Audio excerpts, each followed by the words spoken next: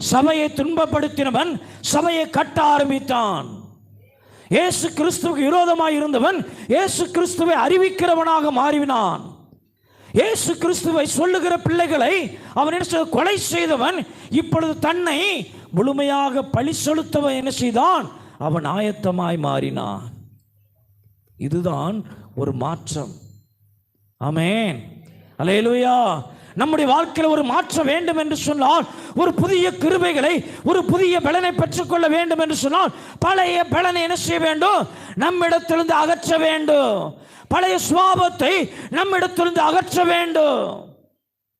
இன்னைக்கு அநேகருடைய வாழ்க்கையில ஸ்தோத்திரம் என்ன செய்தாது? சபைக்கு வந்தாச்சு, ரட்சிக்கப்பட்டாச்சு, ஞானஸ்நானம் எடுத்தாச்சு, ஒவ்வொரு மாதமும் திருவிருந்து பந்தியிலே பங்கெடுத்தாச்சு.